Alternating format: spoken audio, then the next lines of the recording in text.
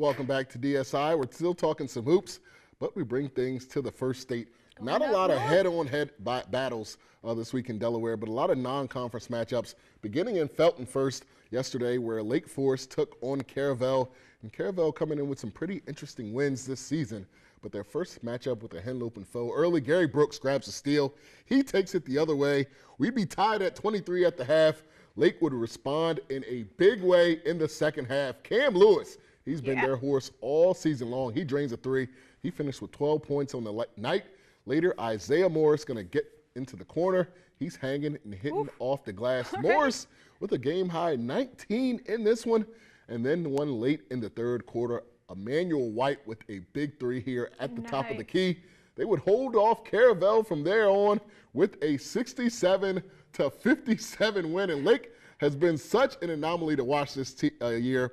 So up and down. They win one, then they lose one. They win two, and then they lose two in a row. We saw them lose so big to Milford. Exactly. I was getting ready to say they had a 3-game win streak going into Milford at home and lost by almost 20 points. Inconsistent. That doesn't get you into the DIAA tournament when it comes to Delaware. Even in their last win, and if they win their last 2 games, I still do not see them getting into the tournament. Man, they are really just messing with statistics in every possible way. There's no way for us to really calibrate for your power rankings. I mean, I'm so sorry. Yeah, they're not getting in. Tough math.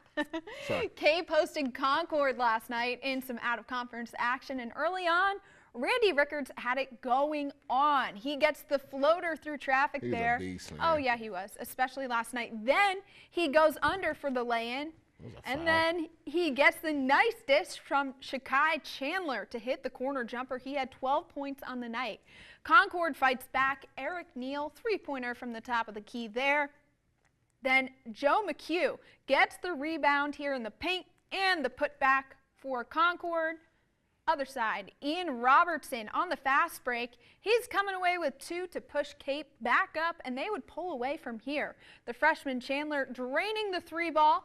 Cape wins 69-50, so Cape with a great shot to get into the tournament at this point. And what I liked from last night's game, obviously not a great barometer in Concord. We haven't seen them a whole lot as they're from Brandywine, but we saw Cape trailing going into the half, and we saw really balanced scoring coming out of the half, and just an all-round effort. There's no one star. Rickards played well with his 12 and probably paced the offense Robertson playing good as well. Yeah, but really balanced across the score sheet. You saw guys off the bench contributing, and the starting 5, obviously the bulwark of. One person to really look for, that freshman Shakai Chandler. He's really turning it on lately. A bunch of freshmen that have been contributing this season, this basketball year.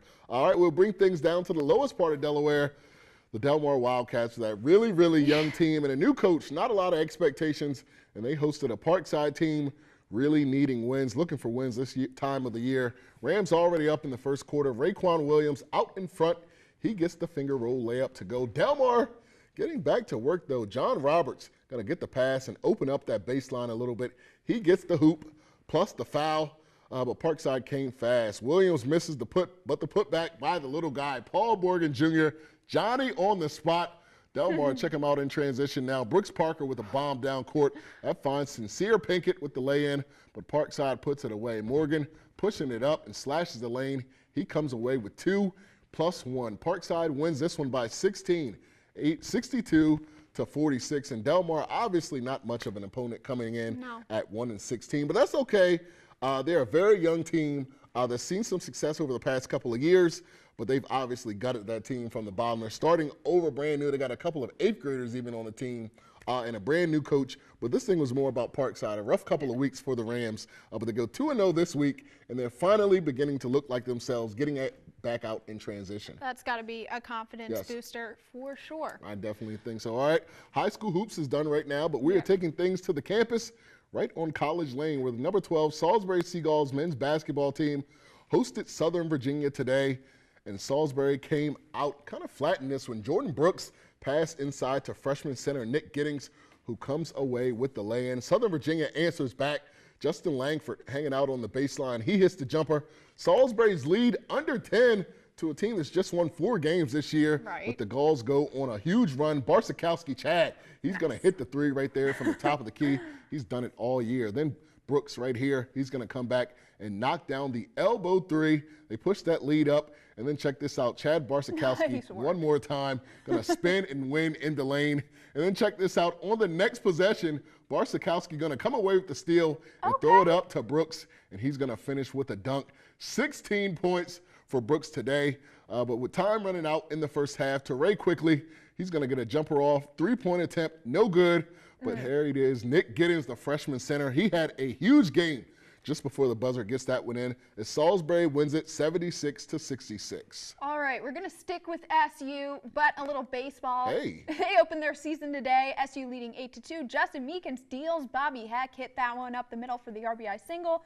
Curtin would tag up. Next inning, Colby Dean crushed this offering to deep center. Whoa. Yeah, Pete Grasso and Simon Palanchar tag up at home. Dean was 2 for 3 with 2 ribbies. Pretty Not good day. bad for his season debut. Shortly after, Ron Vallone goes oppo on this one to left field. Dean scores RBI triple for Vallone. SU wins 20-12. It might be baseball season, but that right there is a football score. Has me feeling a little nostalgic, but I can't tell you how excited I am for baseball to get started. I didn't have a hot dog today, but next game I go out to, I'm going to get a hot dog, and I'm going to wear more clothes because it's still a little too cold for baseball. I'll say really quickly, I'll be excited about about baseball season when it warms up outside. Yes. I'll take the games until then. Good deal. Yeah, you owe me, okay? Okay. All right, but that's all we got for right now. Coming up, a little bit more, including my power rankings. Stay tuned. You're not going to want to miss these. Brandon Falk, Laurel High School. You are watching Delmarva Sports Insider.